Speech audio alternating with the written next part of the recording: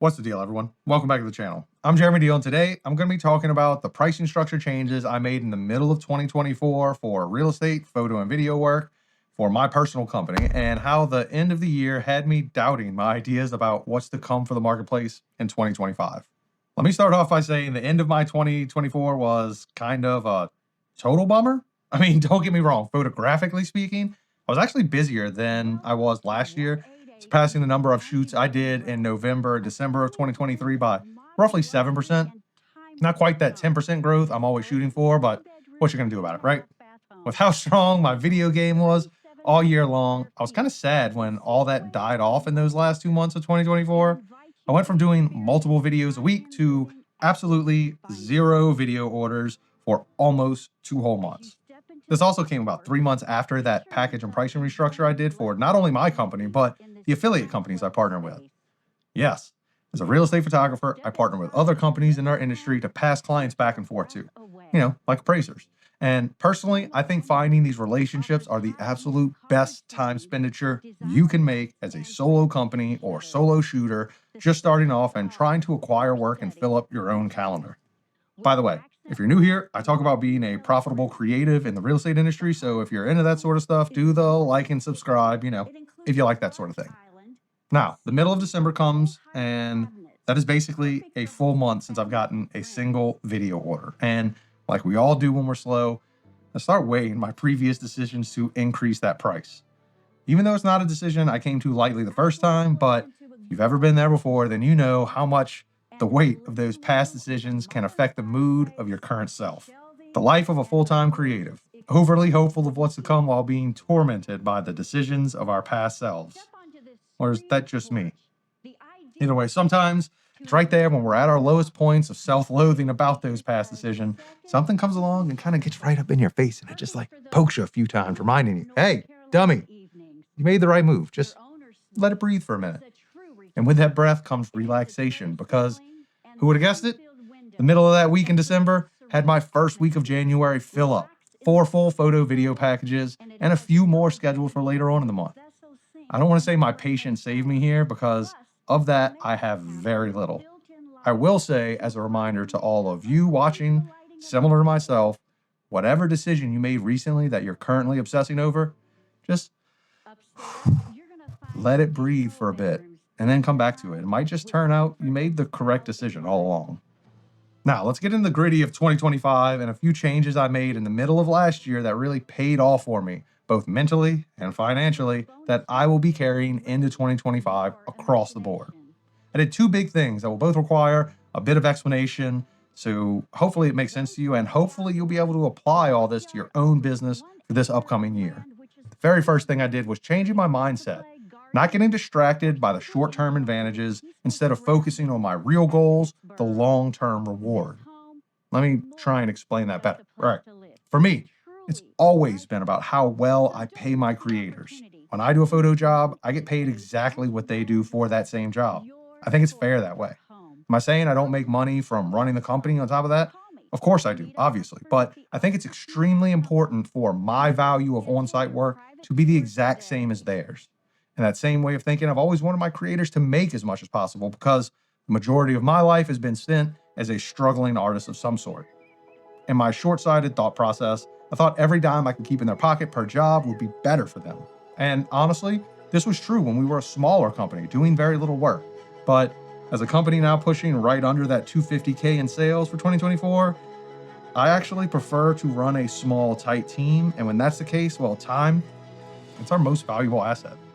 What I realized, instead of giving my photographers 3 to 4 jobs a day and then making them edit their own photos at night, I could raise my prices by 5%, drop their pay by literally $2, which actually I ended up absorbing into my cost and never lowered their pay, but that's a totally different story.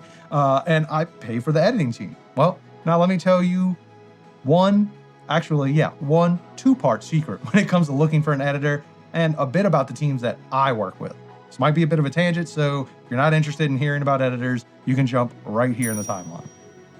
All right, number 1, as much as you think it matters right now, price is not the most important thing for an editor. Reliability is. And number 2, judge that book by the cover.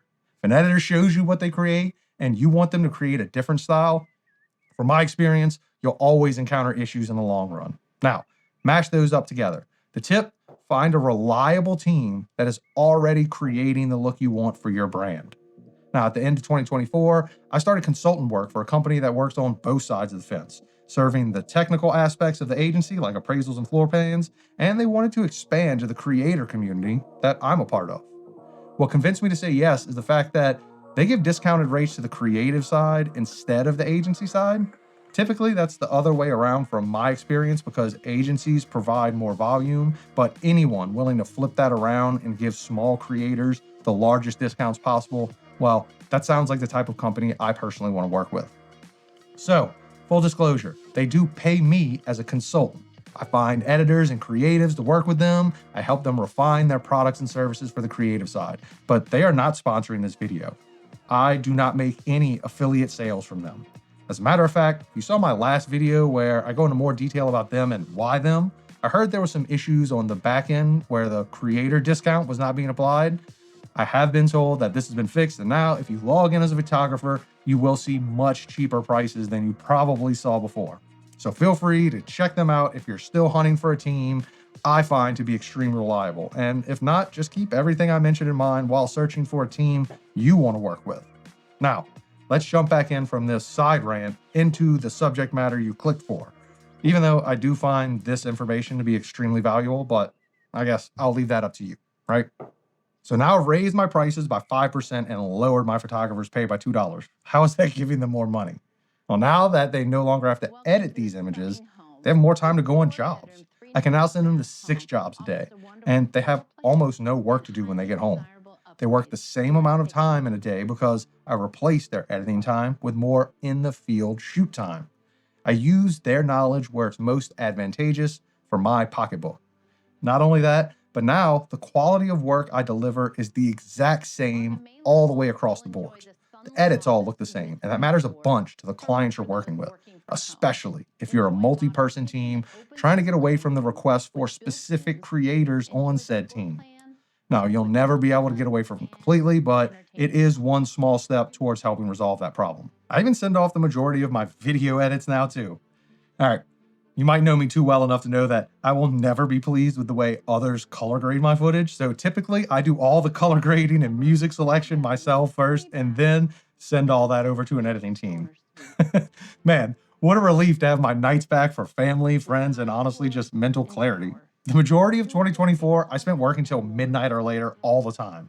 First, it was editing photos until I started sending all those off. Then my video business grew and it was video work. I was staying up till 1 a.m. editing. Not anymore, not again.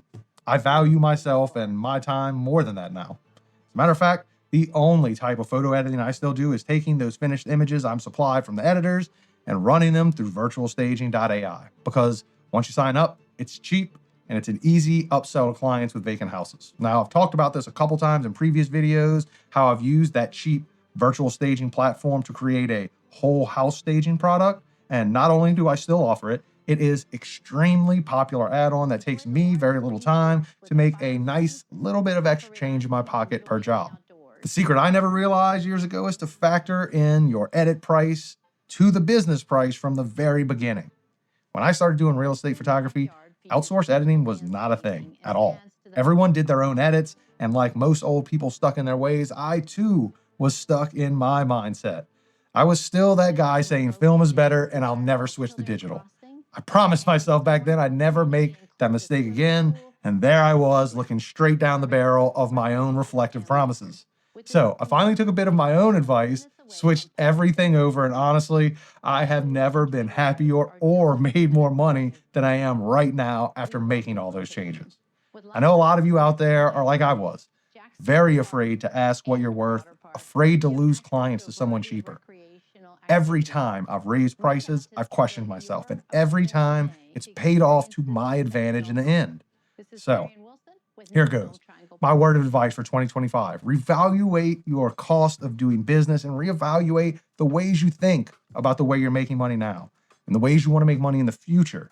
Believe it or not, the photos and videos we deliver are only half the reason clients call us back time and time again.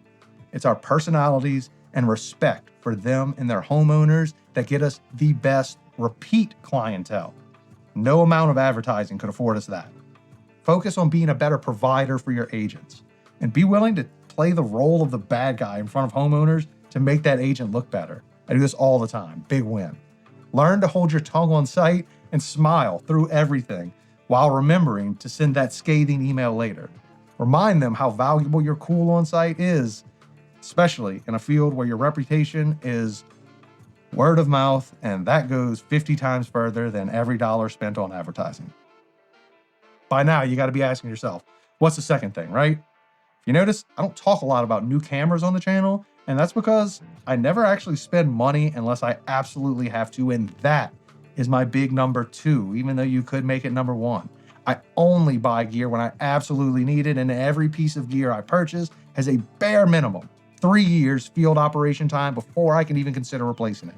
I'm extremely strict here because as modern photographers, we get so caught up in this newest, latest, and greatest, we kind of forget that our entire industry was run off of wooden boxes and glass plates with some liquid poured on them. Do yourself a favor. Stop comparing yourself to others in the industry. Instead, compare yourself to where you were last year. Self-growth will get you further than upgrading from the Sony ZV-E10 to the FX3. Don't get me wrong, if you have down the math and realize what it will make you and why you absolutely have to have it, then buy it. Case in point, those C100 lights from Juin I got sent to review, and Jamie, that won last year's giveaway, man, I love those things. I actually bought 3 more of them for my team because they're so useful for so many different jobs we do. I'm redesigning my mobile on-site lighting kit, and it made more sense to buy them for the time savings than trying to rig up what I currently use that's twice as large. It requires 4 NPF batteries, and it's weaker. Plus, it lasts less time on site.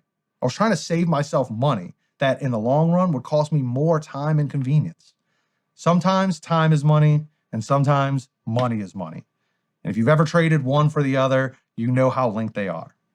I'm not saying you can't buy gear. I'm saying that buying gear won't make your photos or videos better. Only your own personal growth can do that.